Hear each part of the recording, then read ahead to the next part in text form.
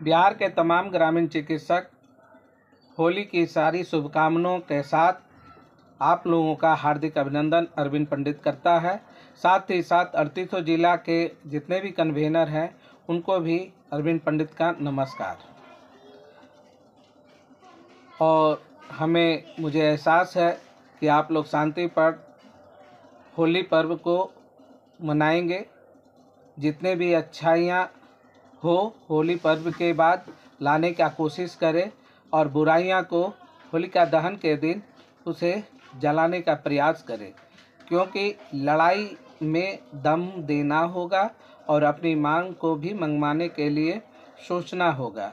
हमें तो 2024 बिहार राज्य संदर्भ और स्वास्थ्य देखभाल की नियमावली तो हाथ लगा है, लेकिन जिस तरह की बात उसमें लिखी हुई है, सबसे ज़्यादा जोर बिहार राज्य के सरकार और स्वास्थ्य मंत्रालय ने, स्वास्थ्य विभाग ने स्नातक यानी डिप्लोमा की बात, बैचलर की बात और मास्टर डिग्री की बात कहे हैं। तो हम लोगों को सर्टिफिकेट कोर्स है, हम लोगों के बारे में ऐसी कोई भी ओत पोत बातें नहीं बताई गई है। इस बात को समझने के लिए कुछ लोग चंद बिंदुओं पर चिन्हित कर रहे हैं कि पेज नंबर सबसे पहला मान्यता प्राप्त श्रेणी को दिया गया है, जो चिकित्सा प्रयोगशालाएं लैब के बारे में दी गई है। उसके बाद दूसरा अभिघात दहन देखभाल शल्य चिकित्सा माने सर्जरी के बारे में दी गई है। तीसरी बात भौतिक चिकित्सक माने मेडिसिन के बारे में दी गई है। और चौथा पोषण विज्ञान वितरित आहार पोषणविद जन स्वास्थ्य खेलकूद पोषण के बारे में दी गई है। और तीसरा नेत्र विज्ञान के बारे में, पांचवा नेत्र विज्ञान के बारे में दी गई है। और छठा जो है व्यावसायिक चिकित्सा वृत्ति यानी व्यावसायिक चिकित्सक होता है कि जो अपनी आईडी के साथ साथ वो अपना नर्सिंग होम और बड़े बड़े अस्पतालों का वितरणांत रूप से करना यानी व्यवसाय के माध्यम को बनाना, उसके बारे में दी गई है। और सातवां सामुदायिक देखभाल और व्यवहारिक स्वास्थ्य विज्ञान और अन्य वित्तीय सामुदायिक देखभाल। तो इसमें प्राथमिक जो उपकेंद्र होते हैं उसके बारे में, निरीक्षण सेवा के बारे में दी गई है। तदनुपात संबंधित व्यवहार और जैविक जीवन के कार्य करने की क्षमता, जो डेली बेसिस पर, जो डेली और महीने पर कार्य करते हैं, उस सामुदायिक स्वास्थ्य प्रोत्साहक के रूप में बताया गया है। सामुदायिक उपकेंद्र को दर्जा दी गई है।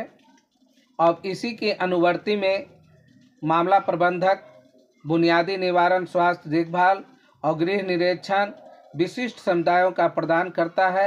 रेफरल का नेटवर्क स्थापित करने में सामाजिक सेवा प्रणाली के मार्गदर्शक में व्यक्तियों और परिवारों की मदद सहायता करता है।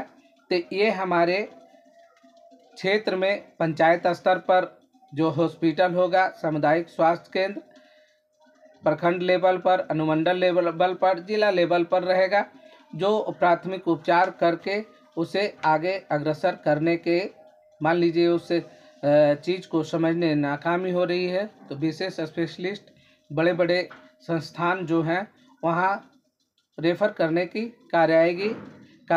कार्य को दिखाया गया है, जो 7वां पारा है।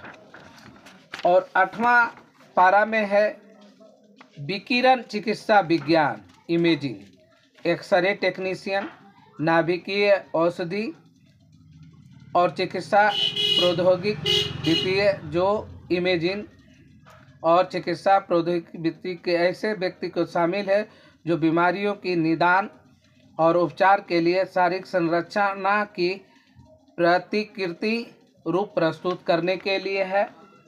और 9वां है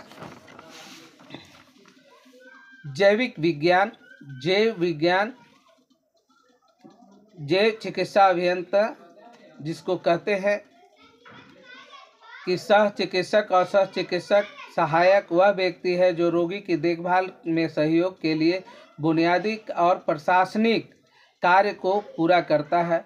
जैसे किसी तरह की घटना होती है रोड पर, उस रोड पर आपकी प्रशासनिक भी आते हैं और चिकित्सक भी गहन रूप से प्रशिक्षण करता है। उसके बारे में 9वां अभिलेख को बताया गया है।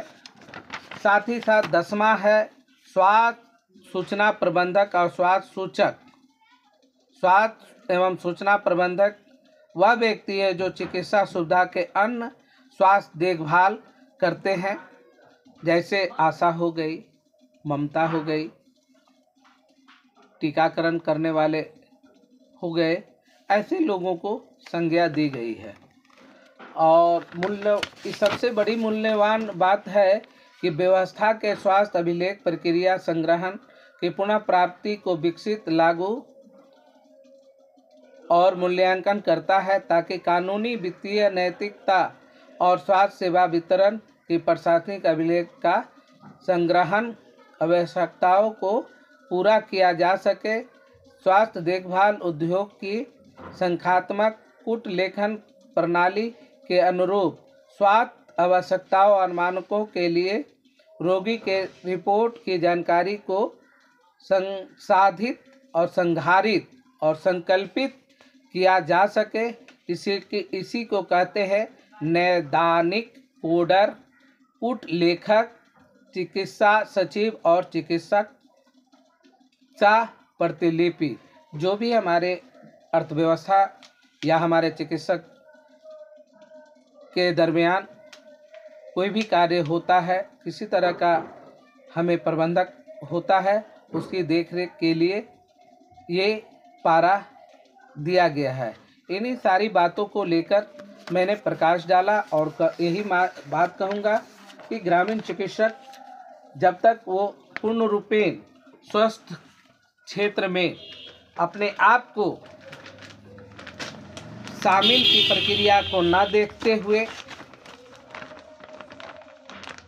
या लिखित कोई वक्तव्य नहीं आता है परामर्शदाता, अध्यक्ष महोदय या स्वास्थ्य मंत्री के द्वारा, तब तक प्रशिक्षित ग्रामीण चिकित्सक के लिए कोई लाभ का आसार नहीं नज़र आता है।